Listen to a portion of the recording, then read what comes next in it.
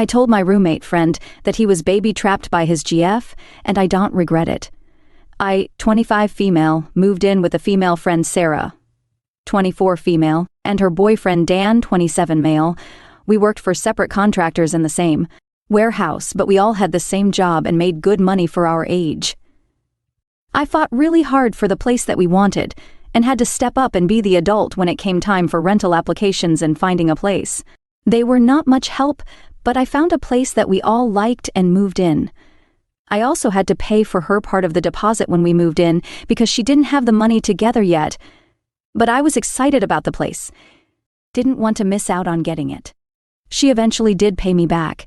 Everything the first couple months went great and we were all getting along very well. We had game nights and had fun cooking with each other. During the 4th month, I was being woken up every morning to the sound of my female roommate throwing up very loudly. After a few days of this, I finally mentioned that she should take a pregnancy test, and her boyfriend agreed. I knew they were excited about being parents someday, but before we moved in together, I made it very clear I did not want to live with a baby, and they both agreed they didn't want them yet. She went to the bathroom and took a test. When she came out, she held up the test. I had misread it and thought it was negative and visibly was happy and relieved. When she pointed at the test and I looked closer, I realized it was positive. I went completely silent and went to my room and closed the door. My boyfriend was in my room and had heard the whole conversation, and he was also at a loss for words. I was incredibly worried because although she was my friend, she is a very irresponsible person. Which only got worse after she found out she was expecting.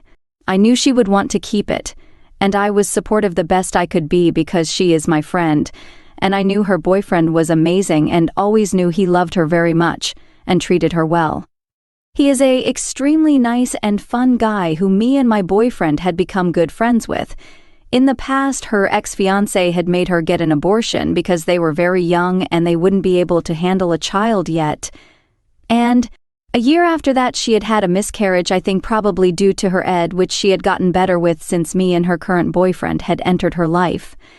And she was always very excited to tell us when she had. Gained a few pounds every now and then, and we would make sure to let her know we were proud of her.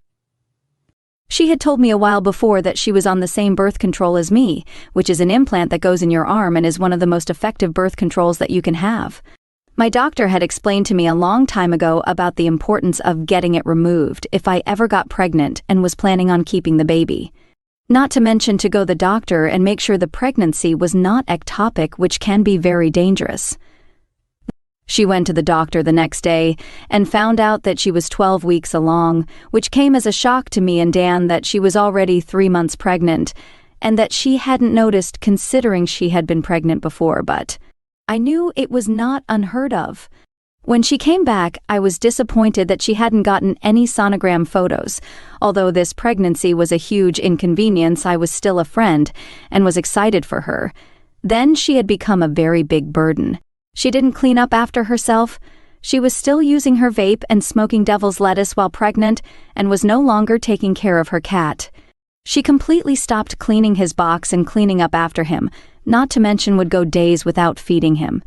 The next day, while I'm at work, she sends me a very long message about how her and Dan are moving halfway across the country to be with her family and that they would be moving in a month.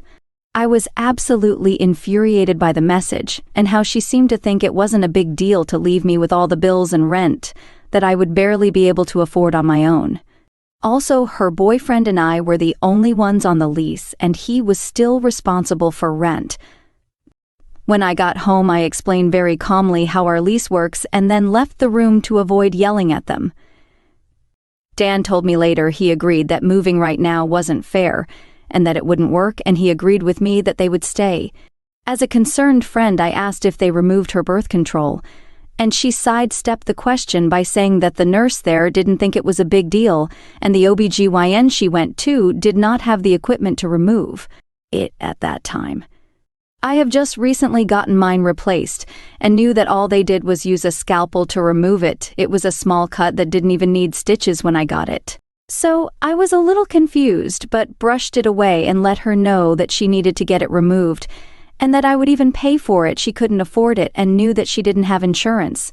This began as a heated topic that she would constantly avoid. I asked if I could see her arm, because I have the same one and it is very noticeable and easy to feel it and even see it sometimes. I felt around her arm and couldn't find it, or even the small dot scar that I have from when I got mine. I started to get suspicious, but didn't want to think she would lie about something like this.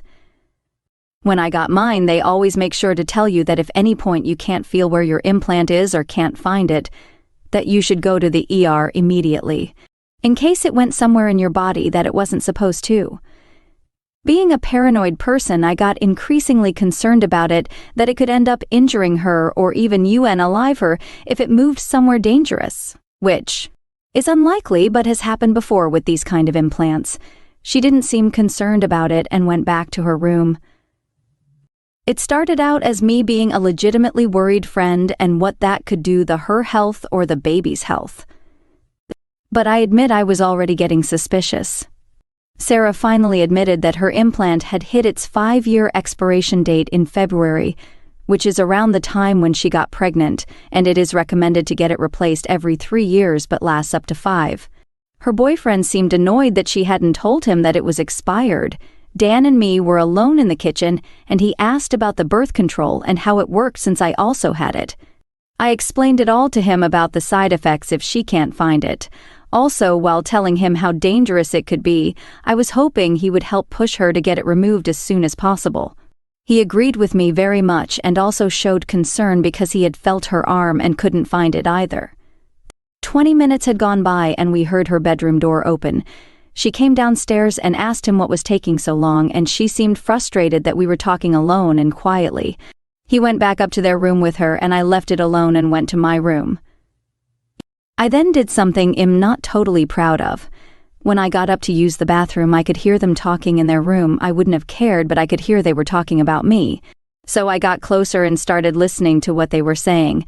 I was known to have a beer or two when I came home from work. I could hear her blaming the things that I had said on my drinking, which upset me a lot. She continued saying things that didn't make sense, trying to discredit me any way she could. Especially since I was only telling Dan how the birth control worked because he had asked. I didn't see what the big deal was.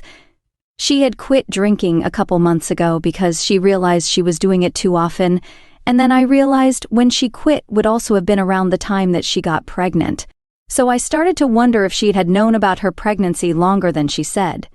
Too many things were adding up, and it started to make my suspicious thought get even worse. She finally went to the urgent care I recommended to get her implant removed. She was getting tests done. They discovered that she had a kidney infection and she would be staying at the hospital for a few days. When she was cleared and came back from the hospital, I asked if they had removed her birth control yet, and she said they didn't get to it because they were focused on her kidney infection. She started making any excuse to stay at her friend's house and would take Dan with her. I started to consider that she didn't want him anywhere around me and my boyfriend, because we both shared similar suspicions, and she didn't want us talking to him. Side note, at any point during the situation we had not told him anything other than how the birth control worked. I wouldn't see them for days at a time, and if I did, it would only be for a brief second. She had completely stopped working, and Dan was drowning to pay his and her part of rent and bills at this point.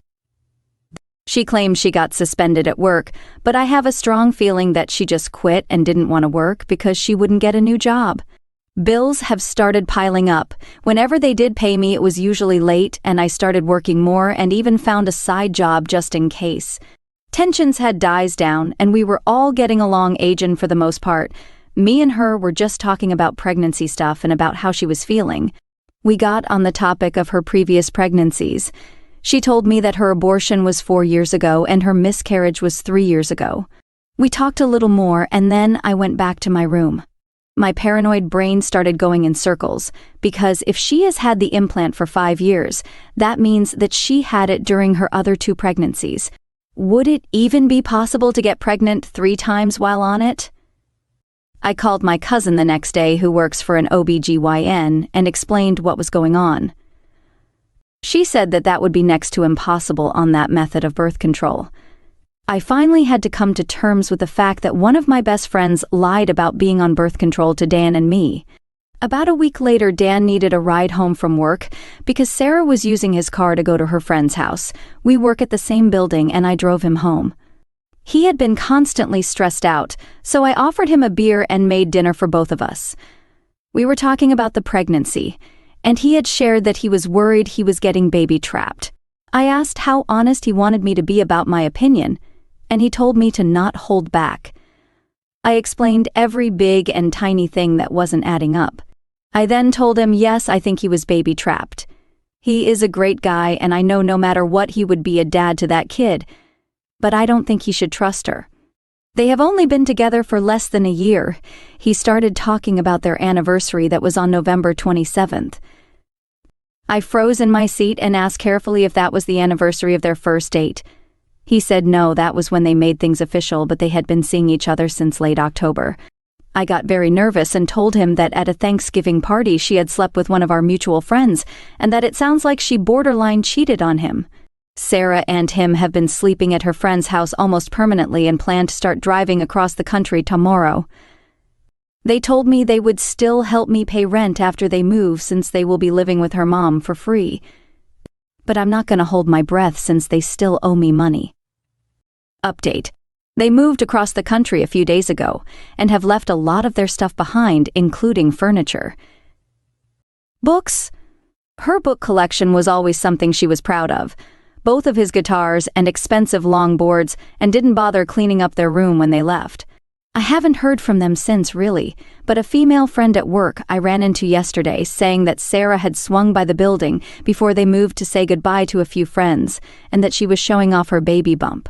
She had also told all of our friends that she wasn't working because Dan wanted her to be a stay-at-home mom. Which I knew was a lie because he had been drawing in bills and begged her to get a job. I made sure to straighten the story out for the people at work about how she told him she was on birth control when she wasn't. Also about how she had financially screwed me over in the process by abandoning me with all the bills and rent.